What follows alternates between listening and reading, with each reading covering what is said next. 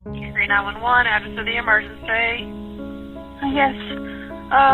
My son just called me, and he told me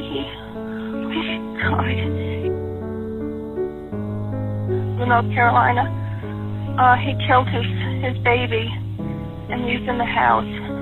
Okay, you said that he told you he killed his baby.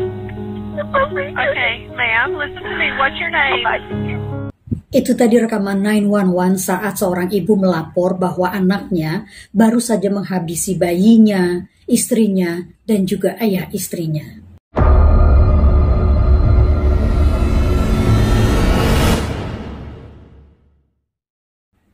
Halo, jumpa lagi dengan saya Grace Turwan. Kali ini saya akan cerita tentang hubungan terlarang, hubungan cinta terlarang antara ayah dan putri sulungnya.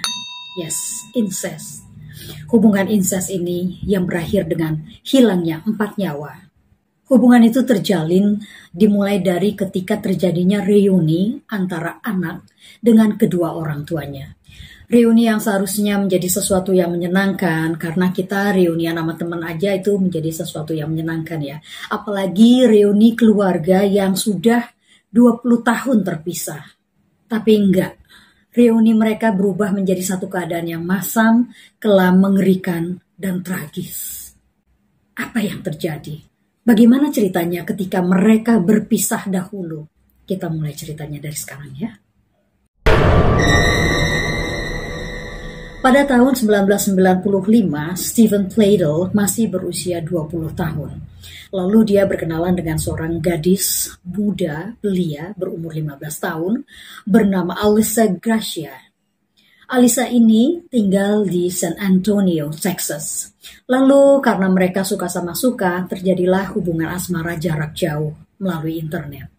Stephen merasa tidak puas dengan hubungan jarak jauh, lalu dia pergi ke San Antonio mendatangi Alyssa. Jarak antara New York, di mana tempat Stephen tinggal, dengan San Antonio, Texas itu lumayan jauh, bahkan sangat jauh, 3.000 km jaraknya. Stephen dan Alyssa sama-sama kepincut. Setelah mereka ketemu, mereka benar-benar saling suka, saling jatuh cinta, lalu mereka pacaran. Dan orang tua Alyssa kayaknya tuh nggak keberatan anaknya pacaran, padahal anaknya baru 15 tahun. Jadi bisa diduga, ketika anaknya umur 17 tahun, 2 tahun kemudian, dia mengandung dan melahirkan seorang bayi. Lalu mereka menamakan bayi mereka Denise. Yang namanya punya anak baru pertama kali, itu biasanya kan seneng, bangga, semangat. Lah si Stephen malah nggak kayak begitu, malah sebaliknya.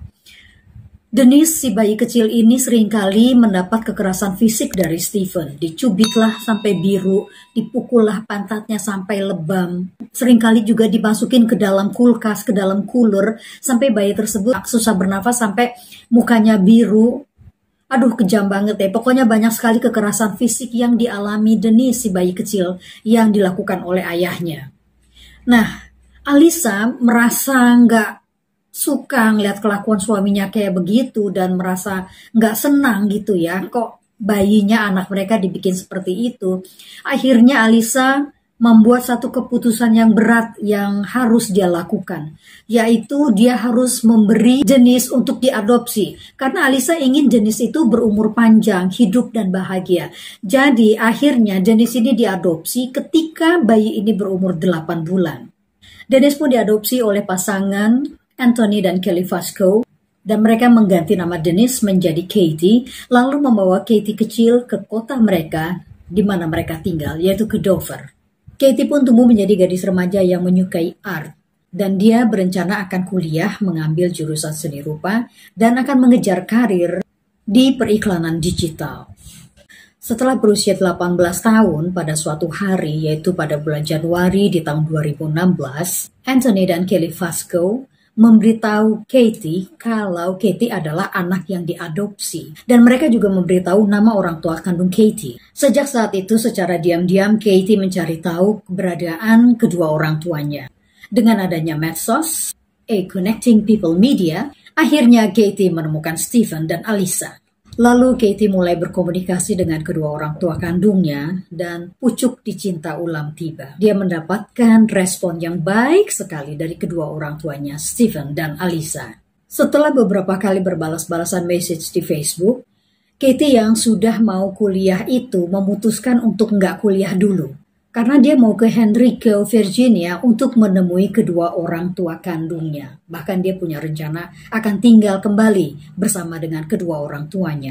Tony dan Kelly Vasco sebenarnya khawatir ya dengan keputusan anaknya ini. Tapi mereka nggak bisa melarang Katie. Dan berpikir bahwa Katie udah cukup dewasa lah untuk mengambil keputusan buat dirinya sendiri.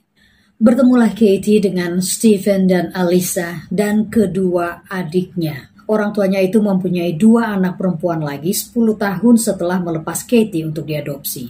Tapi hubungan Alyssa Stephen, ya hubungan suami istri itu sebenarnya nggak harmonis-harmonis amat ya. Karena Stephen masih tetap dengan karakternya, yaitu abusive dan temperamental. Jadi kekerasan fisik maupun verbal masih tetap dialami Alyssa dan kedua anak mereka yang masih kecil-kecil itu. Pokoknya hubungan mereka itu nggak bagus ya, benar-benar nggak bagus. Bahkan mereka sebenarnya sudah nggak tidur satu kamar lagi.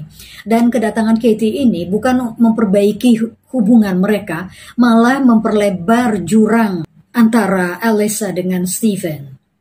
Dan yang anehnya, Stephen sejak kedatangan Katie itu merubah penampilannya. Dia tuh kayaknya mau tampil dengan gaya anak-anak muda aja.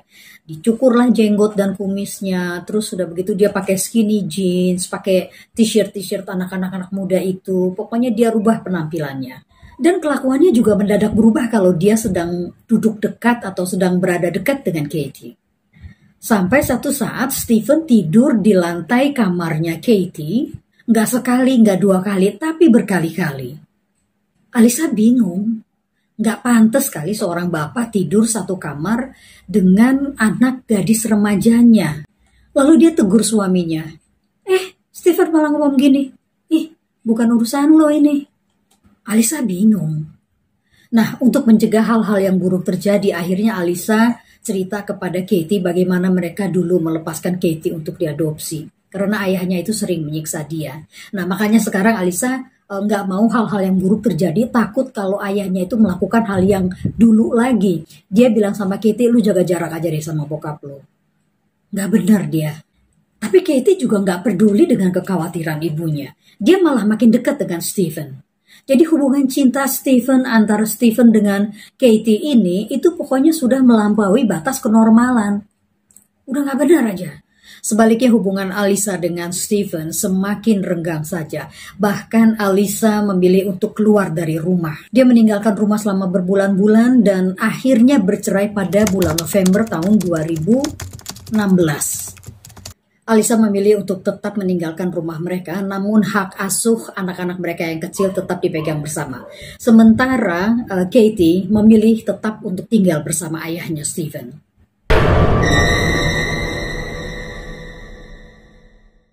Suatu hari Alyssa dikejutkan dengan tulisan anaknya yang umur 11 tahun dalam jurnalnya atau buku hariannya ya.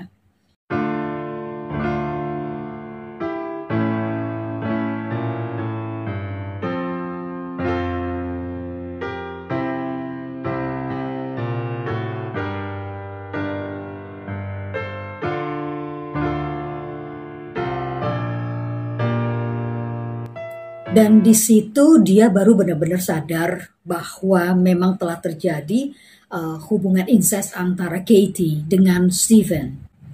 Bayangin deh, anak umur 11 tahun telah menulis jurnal seperti itu tentang kakak dan ayahnya. Alyssa shock, dia nggak nyangka hubungan antara Katie dengan Stephen sudah sejauh itu. Lalu Alyssa menelpon Stephen dan bertanya, apa memang benar anak yang dikandung Katie itu adalah anaknya dia? Stephen bilang, iya, kirain kamu tahu. Kami benar-benar sedang jatuh cinta.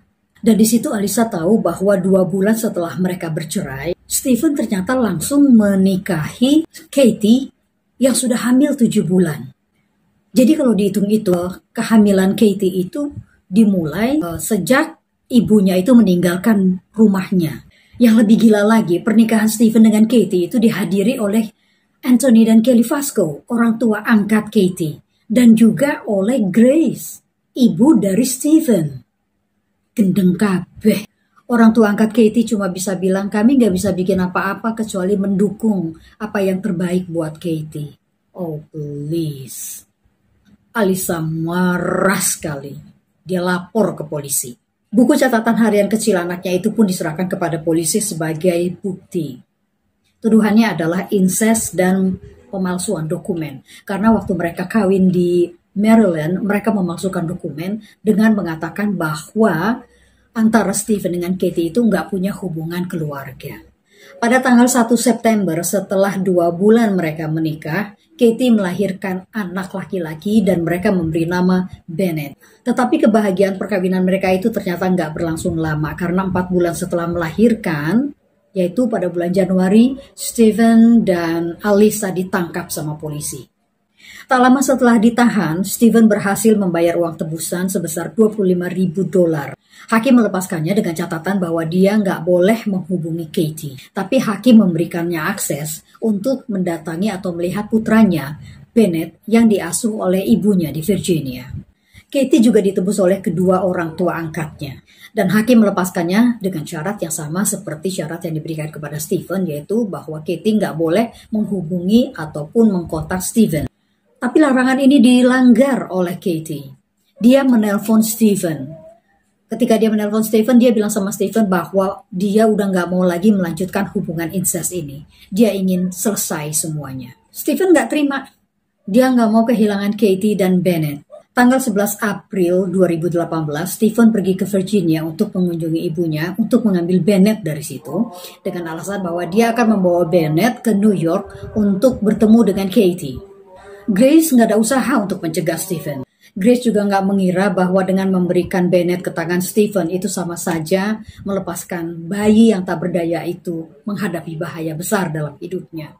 Tapi Stephen gak langsung pergi ke New York, dia ternyata pulang lagi ke rumahnya di Carolina. Di rumahnya, bayi Bennett yang masih berusia 7 bulan itu dia cekik dan tewas.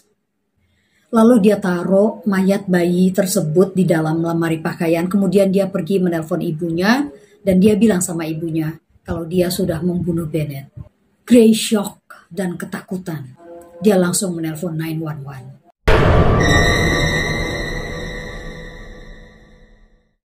Esoknya tanggal 12 April 2018, Stephen sampai di rumah Anthony dan Kelly. Dia nggak masuk, dia cuma memantau dari luar. Dia tahu betul kegiatan keluarga itu. Dan dia tahu betul juga bahwa setiap hari Kamis, Anthony membawa Katie ke rumah neneknya. Mobil truk itu adalah Anthony dan Katie. Dan minivan yang membuntuti itu adalah Stephen. Waktu Anthony berhenti di lampu merah, Stephen menyusul dan memposisikan mobilnya di samping mobil Anthony.